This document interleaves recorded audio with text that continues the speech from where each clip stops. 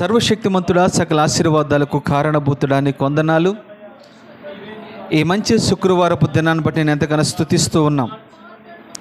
ఇంతవరకు బిడ్డలు ప్రభా నీ సన్నిధిలో మోకరిల్లి కన్నీరు విడిచుచు వారు చేసిన ప్రార్థనలను విజ్ఞాపనను మీరు అంగీకరించి ఆమెనందుకు స్తోత్రాలు ప్రభా.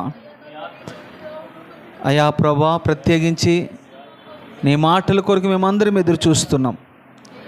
మాతో మీరు మాట్లాడండి ప్రభా, మమ్మల్ని దర్శించండి, లోతైన అనుభవంలోకి మమ్మల్ని నడిపించమని యేసు నామములో అడుగుచున్నాము తండ్రి, ఆమెన్ ఆమెన్. అందరూ కూర్చుందాం. సర్వాధికారియు నిరంతర స్తోత్రార్హుడైన యేసుక్రీస్తు నామంలో దూరాన సమీపన దేవుని మాటలు వింటున్న దేవుని బిడ్డలందరికీ నా ప్రేమ వందనాలు, కృతజ్ఞతలు తెలియపరుస్తున్నాను. దేవుడు మిమ్మల్ని మీ కుటుంబాలు దీవించును గాక. మనము 10 ఆజ్ఞల గురించి ఒక్కొక్కటిగా మనం ధ్యానం చేస్తూ వస్తున్నాం. పోయిన వారము దొంగలించకూడదు అనే అంశం మీద మాట్లాడడానికి దేవుడు కృప చూపించాడు. దాన్నే పార్ట్ 2గా ఈరోజు మిగతా విషయాలు కూడా దేవుడు మనతో మాట్లాడును గాక. దొంగలించకూడదు అనే మాట మనం వింటూ వస్తున్నాం. పోయిన వారం మనం విన్న మాటలు ఏంటంటే, ఏం దొంగలించకూడదు మనం చూస్తే, నెంబర్ 1 విగ్రహాలను దొంగలించకూడదు. రెండోది దశాంశమును దొంగలించకూడదు అని ఈ 2 విషయాల గురించి మనం ధ్యానం చేసాం. ఈరోజు మిగతా విషయాలు కూడా మనం ధ్యానం చేద్దాం. మీ పరిశుద్ధమైన గ్రంథాలు తెరిచి 3వదిగా యెహోషువ గ్రంథము 7వ అధ్యాయము 10 నుండి 13 వాక్యాలు చదువుకుందాం. యెహోషువతో ఎట్లా నేను లెమ్ము, నువ్వెలాగా నీ ముఖము నేలన మోపుకుందువు. ఇశ్రాయేలీయులు పాపము చేసి ఉన్నారు, నేను వారితో చేసిన నిబంధనను వారు మీరి ఉన్నారు. శపితమైన దానిని కొంత తీసుకుని దొంగిలిల్లి బొంకి తన సామానులో దాచి ఉంచుకుని ఉన్నారు.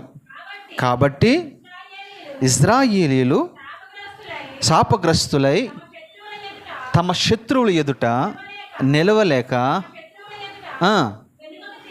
వెనుకకు తిరిగిరి. ఈ మాట అండర్లైన్ చేసుకోండి. శాపగ్రస్తమైన వాటిని మీ యొద్దన ఉండకుండా మీరు వారిని నిర్మూలన చేస్తే తప్ప చాలమ్మ, నేను మీకు తోడై ఉండను. చాలా. ఇక నా వైపు చూస్తే మాటలు వినండి. 3వదిగా ఏమి మనం దొంగలించకూడదు అని అంటే, శాపగ్రస్తమైనది లేదా శపితమైనది లేదా దేవుడు అసహించుకున్నది మనము దొంగలిల్లకూడదు. దేవుడు దాన్ని వద్దు అన్నాడు, దాని జోలికి వెళ్ళొద్దు అన్నాడు. నేను దాన్ని శపించాను అన్నాడు. శపించిన వాటి దగ్గరికి మళ్ళీ మనం వెళ్తే మనం ఏమైపోయినట్టుందంటే ఆజ్ఞను అతిక్రమించిన వారం అవుతాం.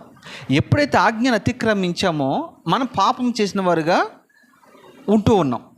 పాపం ఎప్పుడైతే మనం చేశామో మన ప్రార్థన దేవుడు పొరపాటున వినడు. పాపము చేసిన వారి ప్రార్థన దేవుడు వినడు. 3వదిగా మనము ఏమి దొంగలించకూడదంటే, శపితమైన దానిని దొంగలించకూడదు. వీరు ఇజ్రాయేల్ ప్రజలు చాలా బలవంతులు. దేవుడు వారికి తోడై ఉన్నాడు. ఎక్కడి నుంచి ఎక్కడి వరకు తోడై ఉన్నాడు అని అంటే, వారు ఐగుప్తు మొదలుకొని కానాను ప్రయాణం అంతట్లో ప్రభు తోడుగా ఉన్నాడు. యెరికో ప్రాంతం దగ్గరికి వచ్చేసరికి యెరికో రాజకోటలన్నింటిని కూడా దేవుడు కూల్చివేశాడు, దాన్ని శపించాడు. దానిలోని దేన్ని కూడా మీరు దొంగలు వెళ్ళకూడదని ఒక ఆజ్ఞ జారీ చేశాడు. అయితే ఆకాను ఆశపడి బొంకి అబద్ధమడి తన డేరాల మధ్యలో దాన్ని దాచిపెట్టాడు. దాచిపెట్టిన తర్వాత నెక్స్ట్ డే వారు యుద్ధానికి వెళ్ళారు. యుద్ధానికి వెళ్తే అది హాయి పట్టణం. హాయి పట్టణం అంటే చాలా చిన్న పట్టణం. ఆ పట్టణంలో ఉన్న ప్రజలు చాలా చిన్నవారు, బలహీనులు.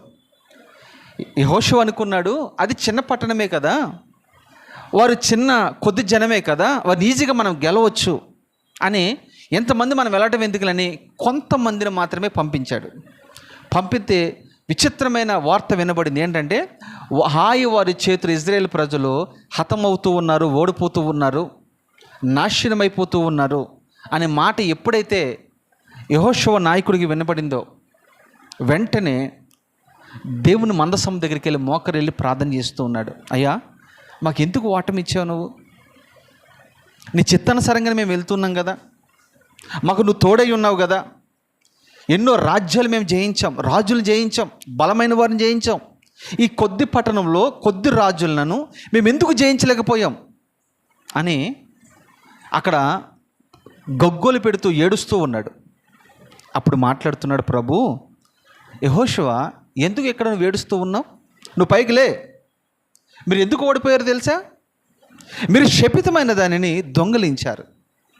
దొంగలించి ఇదిగో డేరాల మధ్యన దాచుకున్నారు. అందుకే నేను మీకు ఓటమి ఇచ్చాను. ఇక్కడ నుంచి నేను మీకు తోడై ఉన్నాను, నేను మీతో రాను అని ఖచ్చితంగా తేల్చి చెప్పాడు. ఈ మూడో మాటగా మనం ఏం నేర్చుకోవచ్చు అంటే, శపించిన దాని జోలికి మళ్ళీ పొరపాటున మనం వెళ్ళకూడదు. ఒకప్పుడు మనం విగ్రహారాధన చేసిన వారమే, ఒకప్పుడు మనం లోకస్తులమే, ఒకప్పుడు లోక ఆచారాలు లోక సాంప్రదాయాలు మనం పాటించిన వారమే. అయితే ప్రభుని నమ్ముకున్న తర్వాత వాటికి మనం చాలా దూరం అయిపోయాం. వాటిని విడిచిపెట్టి మనం చాలా దూర ప్రయాణమై వచ్చేసాం. ఇంకా పొరపాటున మనం వెనక్కి చూడకూడదు, వాటి వైపు మనం పొరపాటున చూడకూడదు. అది శపితమైనవని నీకు తెలిసిన తర్వాత మళ్ళా పొరపాటున వాటి జోలికి కానీ, వాటిని ముట్టడం కానీ, వాటి అనుభవించడం కానీ, ఆచారాలు మనం పాటించడం కానీ పొరపాటు నువ్వు చేసిన రోజున దేవుడు నీకు దూరం అయిపోతాడని వాక్యంలో స్పష్టంగా సెలవిస్తూ ఉన్నాడు. మనం దొంగతనంగా కొన్ని చేస్తూ ఉంటాం. ఒకప్పుడు అవి నువ్వు చేసి వదిలిపెట్టావు. ఇప్పుడు ఎవరికి తెలియకుండా, పాస్టర్ గారు లేరులే, ఇక్కడ మా విశ్వాసులు లేరులే, లేదా మా సంఘస్థులు లేరులే అని నువ్వు షార్ట్గా మాటుగా ఎవరికి తెలియకుండా 4 గోడల మధ్యలో కొన్ని నువ్వు చేస్తూ ఉంటావు. కానీ అది దైవజనుడు చూడకపోవచ్చు, దైవజనురాలు చూడకపోవచ్చు, నీ తోటి విశ్వాసం చూడకపోవచ్చు. అయితే నిన్ను చూచిన వాడు ఒకడున్నాడు, ఆయన చూచుచున్న దేవుడు. యథార్థవంతులు బలపరచుటకు యెహోవా నేత్రములు లోకమంతా సంచరిస్తూ ఉన్నాయి. నువ్వు రహస్యంగా ఏమి చేసినా రహస్యం మందు చూచుచున్న దేవుడు నిన్ను శిక్షిస్తాడు. జాగ్రత్త. శపితమైన వాటిని మనం ముట్టకూడదు, వాటిని మనము దొంగలిల్లకూడదు. దొంగలిచ్చి డేరాల మధ్యన దాచుకోకూడదు. దాచుకుంటే ప్రభు స్పష్టంగా చెప్తున్నాడు, నేను మీకు తోడై ఉండను, నేను మిమ్మల్ని విడిచిపెడతాను. దేవుడు మనకు తోడు లేడు కనుక, దేవుడు మనల్ని విడిచిపెట్టేశాడు కనుక మనకు ఎన్నో శ్రమలు, ఎన్నో నిందలు, ఎన్నో అవమానాలు, ఎన్నో అప్పులు, ఎన్నో ఆర్థిక ఇబ్బందులు, ఎన్నో అనారోగ్యాలు, ఎన్నో రకరకాల తెలియని సమస్యలు మనల్ని వెంటాడుతూ ఉన్నాయి. కారణం ఏంటి తెలుసా? దేవుడికి నిజంగా తోడై లేడు, ఆయన సన్నిధిని విడిచిపెట్టేసింది. దేవుడు మనల్ని విడిచిపెట్టేశాడంటే నీ ఇంట్లో శ్రమలు ఎక్కువ అవుతున్నాయంటే ఒకటే గుర్తు నీకు. పదే మీరు ఇబ్బందులు పడుతున్నారంటే ఒకటే గుర్తు, దేవుడు నేను మొత్తుండాలి, లేదా నేను విడిచిపెట్టైనా విడిచిపెట్టే. ఈ రెండిట్లో ఏదో ఒకటి జరిగిద్ది. అప్పుడు మనం వెంటనే ఏం చేయాలి తెలుసా? జ్ఞానం తెచ్చుకొని, దేవుని ఉగ్రత నా మీదకి వచ్చినట్టుంది, దేవుని కోపాగ్ని నా మీదకి వచ్చినట్టుంది, నేను వెంటనే దేవుని సన్నిధికి వెళ్ళాలని మనం వెంటనే దేవుని సన్నిధికి వెళ్ళి గోని బట్ట కట్టుకొని తగ్గింపు జీవితం కలిగి ఆయన సన్నిధిలో మనం మోకరించి, ప్రభా నన్ను క్షమించి ప్రభా, నేను దొంగలించాను, వాస్తవమే, నేను ఏదైతే నువ్వు వద్దని దొంగలించిన డేరాల మధ్య నా హృదయంలో దాచుకున్నాను. మనమైతే డేరాల మధ్యన విగ్రహాలు దొంగలించి పెట్టుకోలేదు కానీ, శపితమైన దాన్ని దొంగలించి పెట్టుకోలేదు కానీ, మన హృదయంలో కూడా చాలా చాలా చాలా చెడుతనం ఉంది. గలతీయులకు రాసిన పత్రికలో మీకు చాలా విషయాలు అక్కడ రాయబడతాయి. మనలో వేష ఉంది, ద్వేషం ఉంది, అసూయ ఉంది, కలహం ఉంది, తర్వాత చెప్పండి ఎన్ని ఉంటాయి అక్కడ? 16 అనుభవాలు ఉంటాయి అందులో. మీరేం చదవద్దు కానీ ఒక్క మాట మీరు గమనించిన చాలు. అవన్నీ కూడా మన హృదయంలో దాచిపెట్టుకున్నాం. ఇవన్నీ ఉంటే యేసయ్య ఎందుకు వస్తాడు లోపలికి? యేసయ్య ఎందుకు నీతో ఉంటాడు? ఎందుకు నిన్ను ఆశీర్వదిస్తాడు? నిన్ను విడిచిపెట్టేస్తాడు. అందుకనే శపితమైనవి మన ఇంటిలో లేదా మన ఒంటిలో లేదా మన హృదయంలో ఉండకూడదు. తర్వాత మాట మరొకటిగా మనం చూస్తే 4వ అనుభవం దీంట్లో ఇర్మియా గ్రంథము 23వ అధ్యాయము 30వ వాక్యం. ఇర్మియా గ్రంథము 23వ అధ్యాయము 30వ వాక్యము. కాబట్టి తమ జతవాని యొద్ద నుండి నా మాట దొంగలించు ప్రవక్తులకు నేను విరోధిని. చాలా ఇక్కడ ఏం దొంగలించకూడదు? 4వదిగా ఎవరు మాటలు? జతవారంటే ఎవరు? తోటి దైవజనుడు దగ్గర ఆ మాటలు దొంగలించి అది నువ్వు ఇంకొక సంఘంలో బోధిస్తే ఆ వ్యక్తి ఏమవుతాడో తెలుసా? దొంగ. ఇప్పుడు ఈ వాక్యం ప్రిపేర్ అవ్వాలంటే కొన్ని గంటల వ్యవధి పడుతుంది, అవునా కదా? ఇది ప్రిపేర్ అయిన తర్వాత దీన్ని నేను లైవ్లో మాట్లాడుతూ ఉన్నాను. వేరేవాడు లైవ్లో చూసి యాస్టేజ్గా మాట్లాడి రాసుకుని వాళ్ళ సంఘంలో చెప్పాడు అనుకోండి, దాన్ని ఏమంటారంటే దొంగలించుట. ఏం దొంగలించుట? దేవుని వాక్యమును దొంగలించుట. అలాంటి వారికి నేను విరోధిని అని అంటాడు. ఇప్పుడు దొంగలించి ఆ సంఘంలో ఒకవేళ చెప్తే ఆ సంఘంలో విన్నవారికి కానీ ఈయన చెప్పినోడికి కానీ ఏ ప్రయోజనము ఉండదు. ఎందుకంటే ఇది ఒక జిరాక్స్ లాగా ఉంటుంది. మొదటి ఒరిజినల్ పేపరు వేరు, దాని తర్వాత జిరాక్స్ ఎన్ని తీసుకున్నా జిరాక్సే, కలర్ ప్రింటే, ఒరిజినలే. ఇలాగ చాలామంది ఈ రోజున ఏం చేస్తున్నాం అన్నారంటే యూట్యూబ్లో మాటలు విని ఆ మాటలన్నీ కూడా కోడ్ చేసుకుని దగ్గర పెట్టుకుని ఆ మాటలు బోధిస్తూ ఉంటారు. దాన్ని ఏమంటారంటే దొంగలించుట. ఇక్కడ బైబిల్ని మనము జాగ్రత్తగా పరిశీలన చేసి ప్రార్థనాపూర్వకంగా మనము ధ్యానం చేసినప్పుడు ఎన్నో సత్యాలు, ఎన్నో మర్మాలు పరిశుద్ధాత్మ దేవుడు మనకి బయలుపరుస్తాడు. అవునంటారా కాదంటారా? ఎందుకు ఈ విషయం చెప్తున్నానంటే ఇక్కడ ఉన్న అపోస్తులే కానీ, ప్రవక్తలే కానీ, మిషనరీలే కానీ వీళ్ళందరూ కూడా దేవుని దగ్గర కనిపెట్టి పొందుకున్న మాటలవి. అందుకనే ఆ రోజుల్లో వారు వాక్యం ప్రకటిస్తూ ఉన్నప్పుడు ప్రజల్లో పశ్చాత్తాపం కలిగేది, ప్రజల్లో మారు మనసు కలిగేది, ప్రజల పాపక్షమాపణ కలిగేది, బలహీనులు బలపరుస్తూ ఉండేవాడు, రోగులు స్వస్థతగా ఉండేవారు. వారు అంటూ ఉండేవారు, అయ్యా ఈ వాక్యం విన్న తర్వాత నాకెందుకు నా హృదయం కదిలించబడిందయ్యా, నా తప్పు నాకు తెలుసుకున్నానయ్యా, ఇప్పుడు నేనేం చేయమంటావు నన్ను, నేను రక్షణ పొందడానికి నేనేం చేయాలి అని వారు అడుగుతూ ఉండేవారు. కారణం ఏంటంటే వారు ప్రభు దగ్గర పొందుకుని మాట్లాడేవారు. జత పనివాని యొద్ద దేవుని మాటలు ఎవడైతే దొంగలిస్తాడో వాడికి దేవుడు విరోధమైపోతాడు. భూప్రపంచం మీద ఏ మనుషుడైనా ఏ వ్యక్తి అయినా మనకి విరోధమైతే ఈ దేశంలో కాకపోతే మరొక దేశంలో బ్రతకొచ్చు, ఈ ఊర్లో కాకపోతే మరొక ఊర్లో బ్రతకొచ్చు. అవునంటారా కాదంటారా? కానీ దేవుడే మనకు విరోధమైతే ప్రపంచమంతా ఆయనదే, ఆయన ప్రతి స్థలంలో ఉంటాడు. అంతే దావీదు అంటాడు, నీ దాగుచోటు ఏదైనా ఉన్నదా? ఆకాశముకు నేను ఎక్కిపోయినా నువ్వు అక్కడ ఉన్నావు. అంతేనా? సముద్రము చివరి అట్టడు భాగానికి నేను వెళ్ళిపోయినా అక్కడ నీవు ఉన్నావు.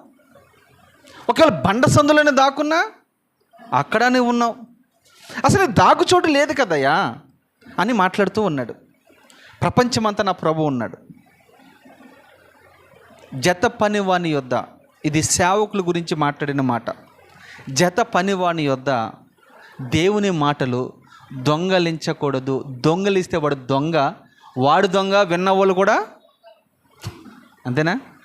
దొంగ సొమ్ము తీసుకొచ్చి ఇంట్లో పెడితే తిన్నవాళ్ళు కూడా ఏమవుతారు? దొంగ పట్టబడ్డాడు, వాళ్ళ భార్య వచ్చి అంటది, ఏమో మాకు తెలియదండి, ఇది సంపాదించుకొస్తున్నాడే మేము అనుకున్నాము.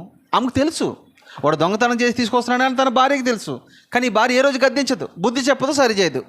పట్టబడిన తర్వాత అంటది, అమ్మో మాకు తెలియదు అంటది. అయితే పోలీసుడు అంటాడు, నీకు తెలియకుండా ఎందుకు ఉంటుంది? వాడు ఎన్నో సంవత్సరాల పాటు తీసుకొచ్చిన ధనాన్ని నువ్వు అనుభవిస్తూ ఉన్నావు. ఇప్పుడు జైలుకి వెళ్ళవలసి వస్తే వాడితో పాటు నీకు కూడా దీంట్లో పాలు భాగస్వరాలు అవుతావు.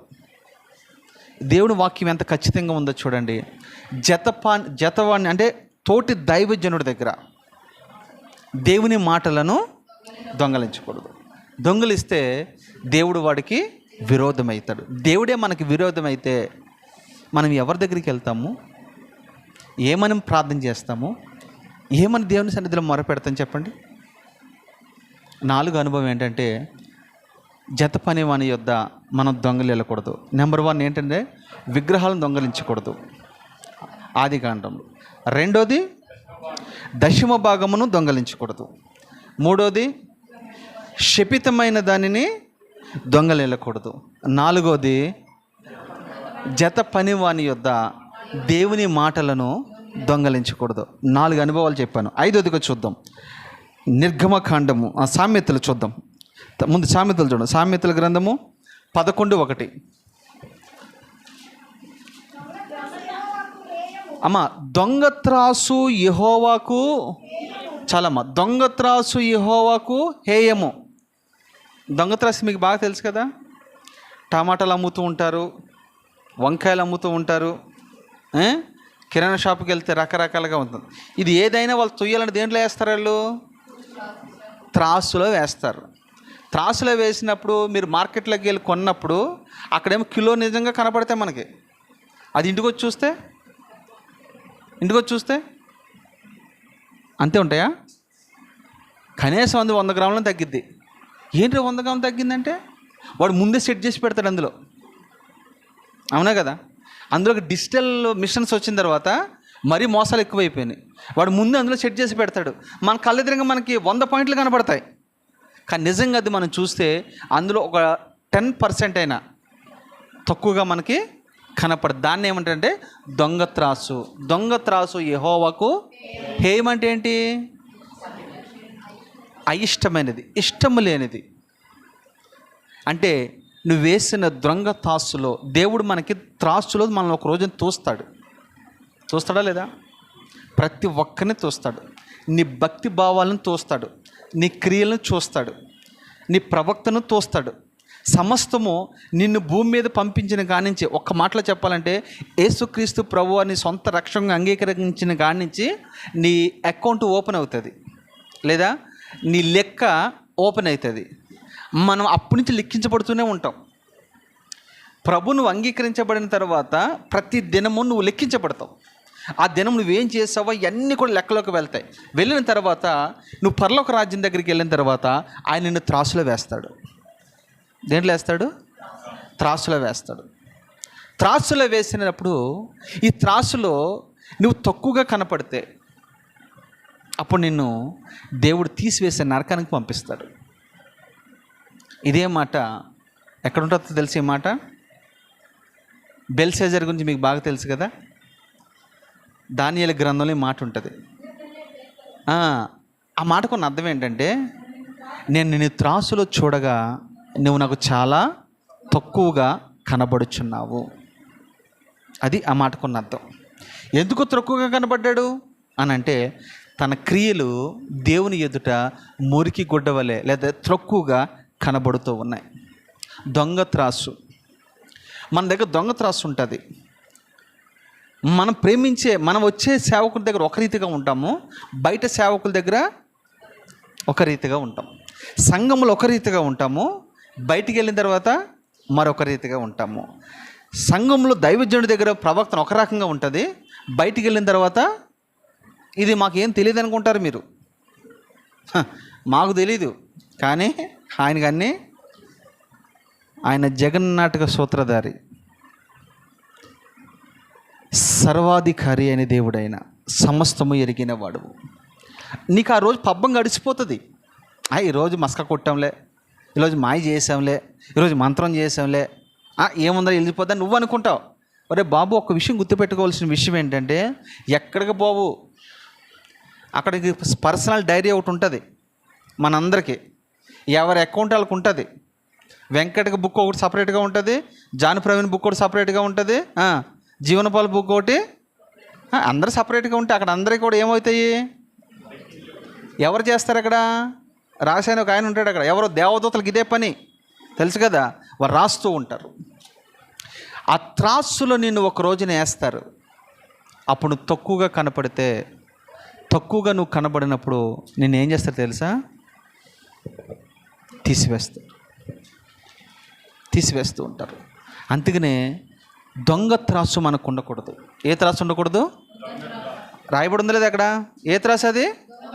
దొంగ త్రాసు. అది మంచిది కాదు. ఈ మాటలన్నీ మీకు ఎందుకు దేవుడు వినిపిస్తున్నాడంటే, ఇక్కడ నుండైనా మనము మారాలి, సరి చేసుకోవాలి. అలా కృప మనకి అనుగ్రహించును గాక. 5 అనుభవాలు మీరు నేర్చుకున్నారు. 6వదిగా నిర్గమకాండము 22 అధ్యాయము 1-4 కూడా చదువునాన్న. ఒకడు ఎద్దునైనను గొర్రెనైనను దొంగిలించి దాన్ని అమ్మినను చంపినను, ఆ ఎద్దుకు ప్రతిగా 5 ఎద్దులను, ఆ గొర్రెకు ప్రతిగా 4 గొర్రెలను తేవలేను.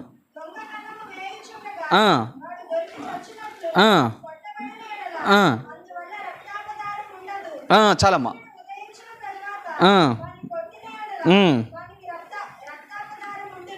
చాలమ్మా.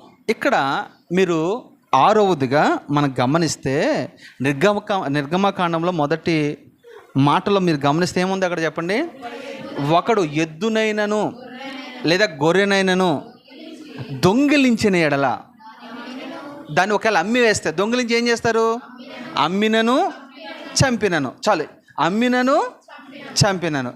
2 పనులు ఏదో ఒకటి జరిగిద్ది. అవునంటారా కాదంటారా? మీకు ఊర్లో పల్లెటూరులో బాగా మీకు తెలుసు కదా, కోళ్ళు ఉంటాయి కదా. కోళ్ళు, మా ఇంటికాడ ఒకడు ఉంటాడు, వాడు కోళ్ళు దొంగ అని పేరు పెట్టారు ఊరంతా వాడికి. వాడు ఏం చేస్తాడు తెలుసా? మన కోడి చంపి మనకే కూరేస్తాడు వాడు. మాకు అలాగే వేసాడు. విచిత్రమైనది. మనం కోడినే చెబుతాడు, మనకే కూర పంపిస్తాడు. ఒకరోజు నేను ఇక్కడే ఇలాగే మన ఊర్లో మీటింగ్ ఉంటే నేను వెళ్ళాను, మా సొంత ఊర్లోనే. సరే అమ్మగారు ఇంటికి అక్కడే ఉంది కాబట్టి చూడ్డానికే వెళ్ళాను. ఈలోగా మా ఇంటి పక్కోడు కోడి తోడ ఎంత ఉంటుందండి, పుంజది, అది తీసుకొచ్చి ఇస్తాడు. అక్క వండుకక్క అని అంటాడు. నేనంటాడు అమ్మ వేసేయి అంటే నేనంటాను, ఒరే వేసేది కాదురా బాబా, అదే ఎవరిదో ఏం చేశాడు. ఇప్పుడు ఒకవేళ వాళ్ళు వచ్చి పట్టుకున్నారనుకో, ఎవరి పేరు చెప్తాడు? మన పేరు చెప్తాడు. మా అమ్మగారి పేరు కాంతమ్మ గారు, ఎవరి పేరు చెప్తారు? బాప్తిసం తీసుకున్నాక ఏం పేరు తెలుసా? కాంతరత్నమ్మ గారు. అంతేనా? కాంత మా అమ్మగారి పేరు చెప్పండి అయ్యా, మంచిది మీకు. అది కాంతరత్నమ్మ గారు. ఆ మందే ఒరే బాబు వద్దురా, ఒకవేళ ఆయన పట్టించిన తర్వాత తాగుపోతాడు. అసలు వాడు పట్టుకున్న తర్వాత ఖచ్చితంగా మనల్ని అంటారు, అందులో ఇప్పుడు నువ్వు పాస్టర్గా ఉన్నావు, పాస్టర్ వాళ్ళ అమ్మ దొంగతనం చేసింది అంటారు, ఇది ఎక్కడ పడాలి బామ్మనక అని ఏం చేసిందంటే వద్దని. నాకేమో ఇష్టం లేదు, నిజంగా చెప్తున్నాను. నాటుకోడి అంటే ఇష్టం కదా మనకి, అది మనకు దొరకవు ఇక్కడ. ఇక్కడ మనం తినేదల్లా ఏంటి?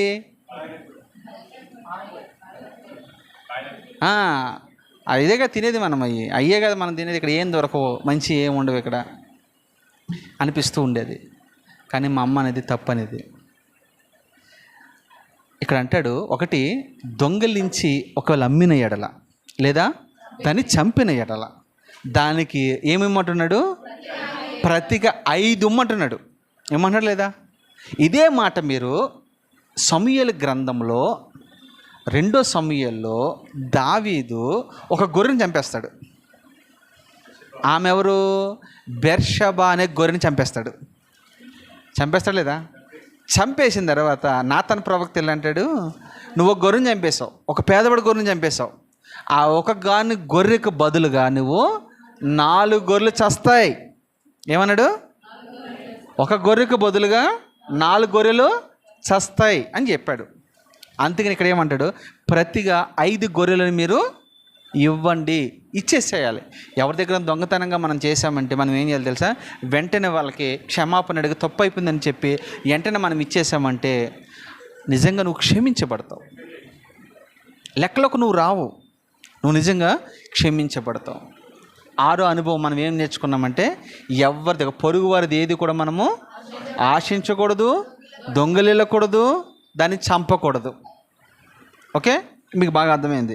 తర్వాత 7వదిగా మనం గమనిస్తే, అదే ఇర్మియా గ్రంథము 7:11, 11, 12 చదువునానా? ఇర్మీయా గ్రంథము 7వ అధ్యాయము 11వ వాక్యం.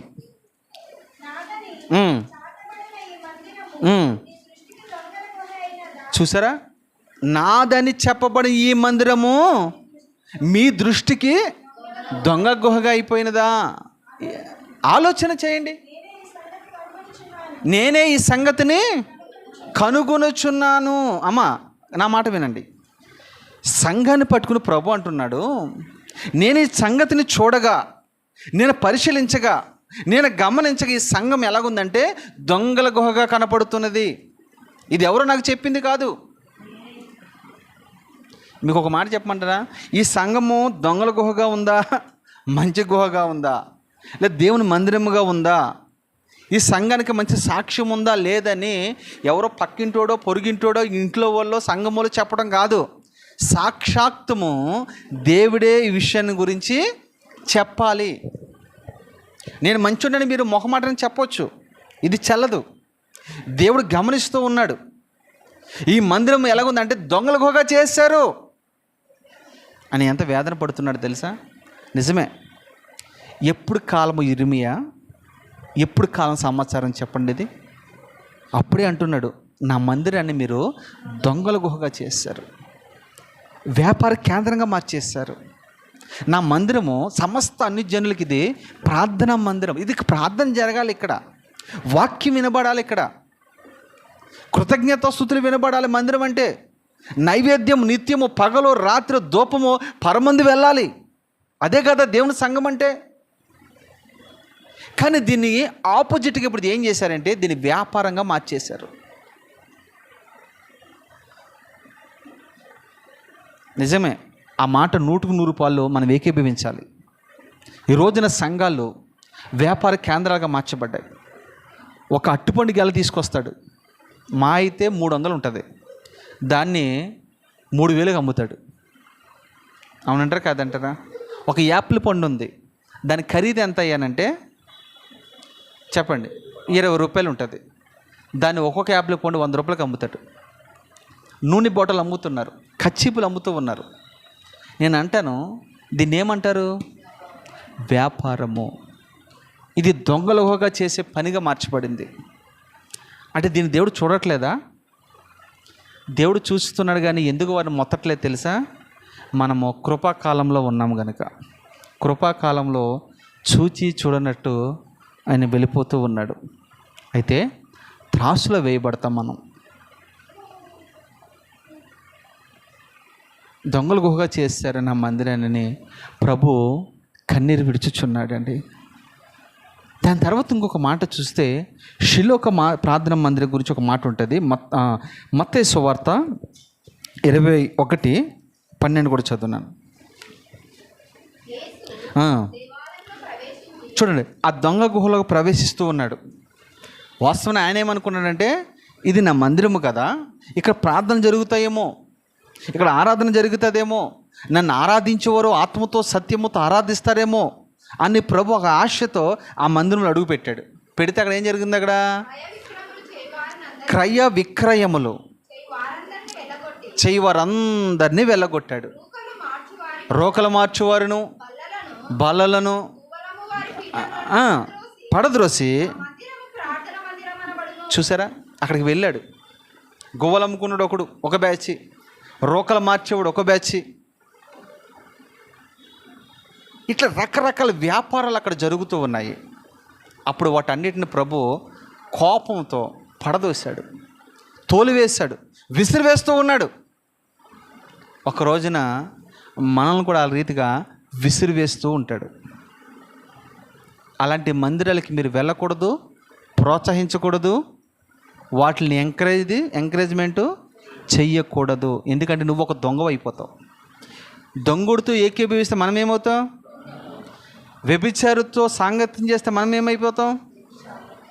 అమ్మా, నువ్వు ఒక వ్యభిచారుతో మంచిదనే నువ్వు కలిసి ఇద్దరు వెళ్తున్నారు, చూసిన వాళ్ళు ఏమంటారు చెప్పండి?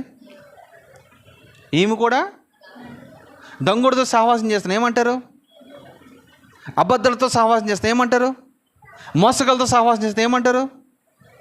అందుకే నేను అంటే స్నేహం విషయంలో కూడా మీకు అంత ఖచ్చితంగా ఎందుకు చెప్తానంటే, నువ్వు స్నేహం చేసేవాడు ఒక భక్తుడు ఈ రీతిగా అంటాడు. ఆ మాట నాకు చాలా చాలా బాగా నచ్చింది. అన్నమాట ఏం తెలుసా బాబు, నీ సాక్ష్యం ఏంటో, నువ్వు ఎవరితో సహవాసం చేస్తున్నావో దాన్ని బట్టి నేను చెప్తానయ్యా. ఏమన్నాడు? నీ స్నేహితుడు ఎవడో చెప్పు మొదటగా, అప్పుడు నీ గురించి నేను చెప్తాను. నీ గురించి నాకేం చెప్పవసరలా, మొదటగా నీ స్నేహితుడు ఎవడో చెప్పు. అంటే మనం ఎవరితో సహవాసం చేస్తున్నామో దాన్ని బట్టి నీ క్యారెక్టర్ ఎలాగుంటుందో డిసైడ్ చేస్తారు. అది ఎవరితో బట్టి ఆడితో సహవాసం చేయమని కాదు నా ఉద్దేశం. అబ్రహాముకి ఒక స్నేహితుడు ఉన్నాడు. ఆయన ఎవరు? యేసుక్రీస్తు ప్రభుల వారే. యేసుక్రీస్తు ప్రభుల వారికి ఒక స్నేహితుడు ఉన్నాడు. ఎవరు? మోషే. మార్చి మీకు ఎందుకు చెప్తున్నానంటే, ఆయనకి స్నేహితులుగా ఎవరిని ఎన్నుకున్నాడంటే మోషేని ఎన్నుకున్నాడు. ఎవరు ఈ మోషే? నా ఇల్లంతటిలో నమ్మకమైనవాడు, సాత్వికుడు. అబ్రహాం ఎవరు? విశ్వాసులకు తండ్రి. చూసారా? నీ స్నేహితుని బట్టి, అందుకనే ఎక్కడ బట్టి అక్కడ మీరు కనబడకూడదు అంటాను. ఎవరితో పడితే వారితో మీరు కనబడకూడదు అంటాను. ఊరినే కదా మాట నేను చెప్పేది. ఈ మాట అసలు దాని రహస్యం. ఇప్పుడు నువ్వు మంచిగా ఆరాధన చేసే వ్యక్తివే, బాగా పాడుతున్నావు, ఆరాధన చేస్తున్నావు, మంచి ఇది ఉంది నీకు. అయితే నీ సహవాసం మంచిగా లేదనుకో, ఇదేమైపోద్ది? అర్థమైపోతుంది. తస్మా జాగ్రత్త అంటాడు. నా మందిరమును దొంగలుగా మార్చివేశారు. ఎఫెసీయులకు రాసిన 4:28. చాలు. ఎఫెసీయులకు రాసిన పత్రిక 4:28.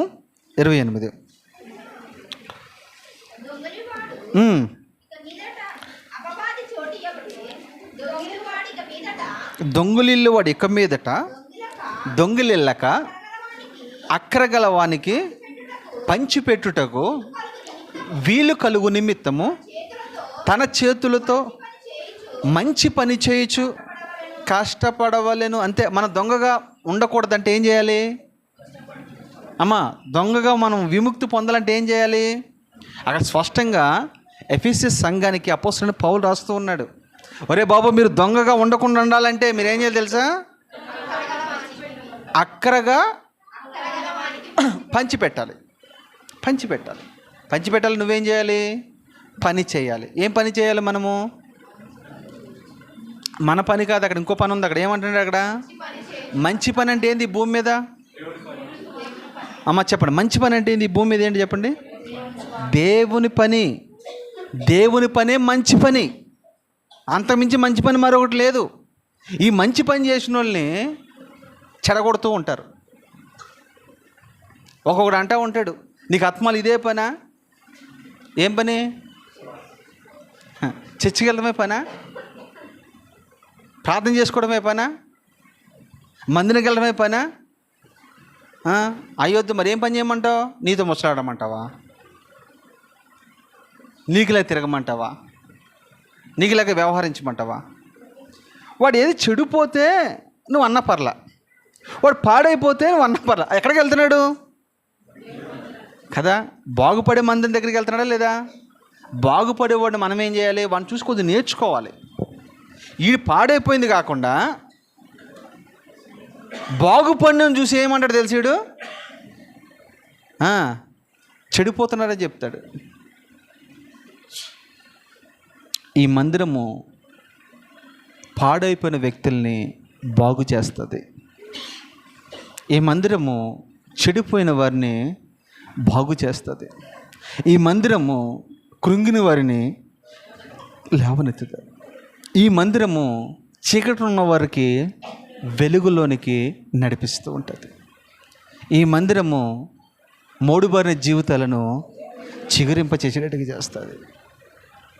ఈ మందిరము అడ్రస్ లేని నీకు ఒక అడ్రస్ని కల్పిస్తుంది. సాక్ష్యం లేని నీకు ఒక సాక్ష్యం తీసుకొస్తుంది. మీకు బాగా తెలుసు కదా, బాగా తాగుబోతుడు మారిన తర్వాత వాడి పేరు ఎలా మారుమోగిపోతే తెలుసా? ఎక్కడి నుంచి మొదలవుతుంది తెలుసా? ఇక్కడి నుంచే. మంచి పని చేసి ఏం చేయమన్నాడు తెలుసా? అక్కరగా ఉన్నవారికి, అంటే ఈ మాటకు ఆత్మీయ అర్థమేంటి తెలుసా? నువ్వు దేవుని పని మంచిగా చేస్తూ కొన్ని ఆత్మ సంబంధమైన విషయాలు నేర్చుకుని దేవుని దగ్గర పొందుకుని అక్కరగా ఉన్నవారు, అంటే లేని వారికి, అనుభవం లేని వారు చాలామంది ఉంటారు. వారికి నువ్వేం చేయాలి తెలుసా? పంచిపెట్టాలి. ఏం పంచిపెట్టాలి? వాక్యాన్ని పంచిపెట్టాలి, ప్రార్థనను పంచిపెట్టాలి, విశ్వాసాన్ని పంచిపెట్టాలి.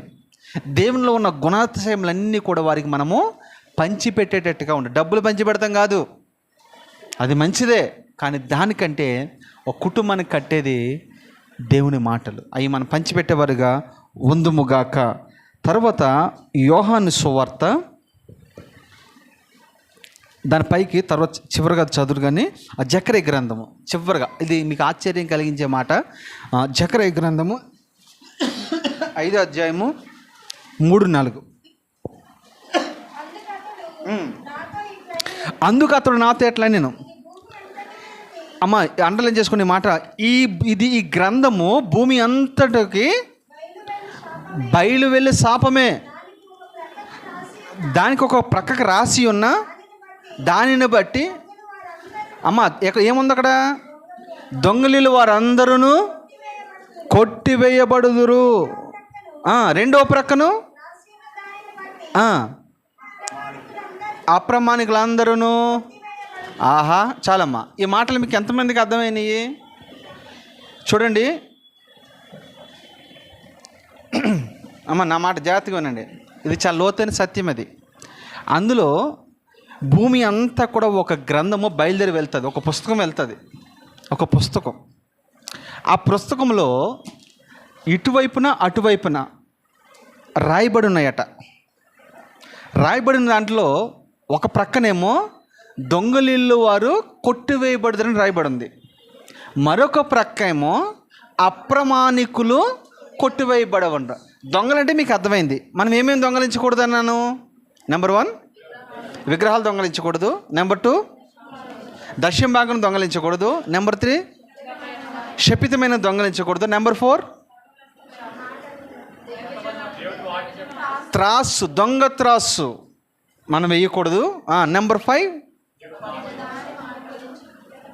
జత పనివాని యొద్ద నుంచి దేవుని మాటలు మనము దొంగలించకూడదు. నెక్స్ట్ అంతేనా? నీ పొరుగు వారిది ఏది కూడా నువ్వు దొంగలించకూడదు, ఆశించకూడదు.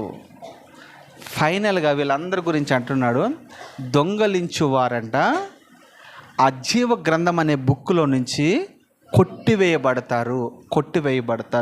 ఇది ప్రపంచం అంతా తిరుగుతూ ఉందంట. ఎప్పటి వరకు తిరుగుతుంది ఇది? ప్రభు రాకడ వరకు ఇది తిరుగుతూనే ఉంటుంది. వాడు దొంగతనం చేసాడనుకో, వెంటనే అక్కడ లెక్కించబడతారు, ఇట్లా పలానా అయిపోద్ది. ఒక ప్రక్కన దొంగలిల్లు వారు కొట్టివేయబడతారు. ఎక్కడి నుంచి కొట్టివేయబడతారు? పరలోకములోనున్న అనుభవాల నుంచి వారు పూర్తిగా కొట్టివేయబడతామంటే అర్థం నీకు బాగా తెలుసు. ఎగ్జామ్స్ రాస్తున్నప్పుడు లేదా ఏది రాస్తున్నప్పుడు తప్పు రాసామనుకో మనం ఏం చేస్తాము? అలా మనం కొట్టేస్తారు. రెండో అనుభవం. అప్రమాణికులు అంటే ఎవరు? కరెక్ట్గా చెప్పావమ్మా. ఆ బిడ్డకోసారి అందరూ చప్పట్లు కొట్టండి. అప్రమాణికులు అంటే అర్థం ఏంటి తెలుసా? దొంగ ప్రమాణం చేసేవాళ్ళు. దొంగ ప్రమాణం ఏంటంటే, ప్రభా కష్టాల్లో ఉన్నప్పుడు అంటాడు, ప్రభా నేను నీకు ఇది ఇచ్చేస్తా, నేను అది ఇచ్చేస్తా, నేను అది చేస్తా, నేను ఇది చేస్తా అని అంటాడు. సరే అది ఇది చేస్తానండి, ఏదో వాగుతున్నాడు కదా ఇక్కడ అని ప్రభు ఏమంటాడంటే, సరే నీకు ఇస్తున్నాను అంటాడు. ఇచ్చిన తర్వాత మనిషి అడ్రస్ ఉండడు, మందిరంలోకి వస్తాడు కానీ ఆ మాట మాట్లాడు. ఎవరికి ప్రమాణం చేశాడు? దేవునికి ప్రమాణం చేశాడు. మరి ఇచ్చింది ఇవ్వాలా వద్దా? ఇవ్వడు. ఏం చేస్తాడంటే దాన్ని అప్రమాణికులు అంటే అబద్ధములాడువారు. ఒకటేమో మోసం చేసేవారు, 2 దొంగతనం చేసేవారు అయితే, 3వదిగా అప్రమాణికులు అబద్ధ సాక్ష్యములు పలికేవారు. వీరు కూడా ఆ జీవ గ్రంథం నుంచి కొట్టివేయబడతారు. ఒకటి దొంగలు కొట్టివేయబడతారు, 2 ఈ 2 అనుభవాలు ఏదో ఒక అనుభవంలో మీరు ఉన్నారా? అన్న వాళ్ళు ఎవరైనా ఒకసారి చెయ్యట్టదు కానీ మనసులు అనుకొని ఉన్నారా? నా వైపు చూడాలి అందరూ. మీకు మళ్ళీ చెప్తున్నా ఈ మాట. జీవ గ్రంథంలో ఫైనల్ జడ్జిమెంట్లో ఇద్దరు కొట్టువేయబడతారంట. ఎవరు? దొంగలు కొట్టువేయబడతారు, అప్రమాణికులు కొట్టువేయబడతారు. ఈ రెండు అనుభవాలు ఏ అనుభవాలు ఉన్నాం మనము? ఒకవేళ ఉంటే కనుక ఈ రాత్రి సరి చేసుకోండి. ఎందుకంటే అది మంచిది కాదు, అది మంచిది కాదు. అయితే మరి దీనికి విరుడు ఏదైనా ఉందా? ఈ పరిస్థితి మనం బయటికి రావాలని మనం ఏం చేయాలి? ఒక్క మాట చదివించి నా మాటలు ముగిస్తాను. యోహాను సువార్త 12వ అధ్యాయము 4-6 చదువమ్మా. ఆయన శిష్యులలో ఒకడు అనగా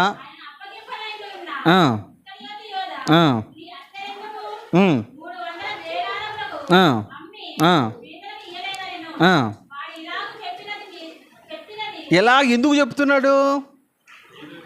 ఇలా ఎందుకు చెప్తున్నా? ప్రభు మీదో బేదల మీద కనికరమో ప్రేమ ఉండు కాదు. చదవమ్మా, ఏమంటున్నాడు? బేదల మీద శ్రద్ధ కలుగు ఇంట్రెస్ట్గా కాదు, కానీ ఆడు దొంగ అయి ఉండి తన దగ్గర డబ్బు సంచి ఉన్నందున అందులో వేయబడినది. చూసారా, వాడి దగ్గర ఏముంది? డబ్బు సంచి ఉంది. వాడు దొంగలిని అనుభవం వాడికి ఉంది. కానీ పైకి ఈడేమంటారు తెలుసా? ఎందుకంత అత్ర వేస్ట్ చేశావు నువ్వు? అది 300 దేనాలకు అమ్మి పేదలకు అవ్వచ్చు కదా అని అంటే, ప్రభు వెంటనే అక్కడ హృదయ రాష్ట్రాలు తిరిగిన వాడు అక్కడ ఉన్నాడు కదా, వెంటనే మాట్లాడాడు. ఏమన్నాడు తెలుసా? అరే కాబట్టి యేసు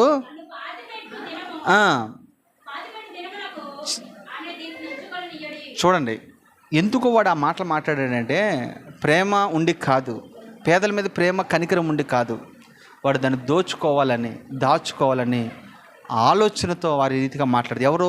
శిష్యుడై ఉండి కూడా. అయితే దీనికి ఒక మంచి విరుగుడు ఉంది. ఆ విరుగుడు ఏంటో తెలుసా?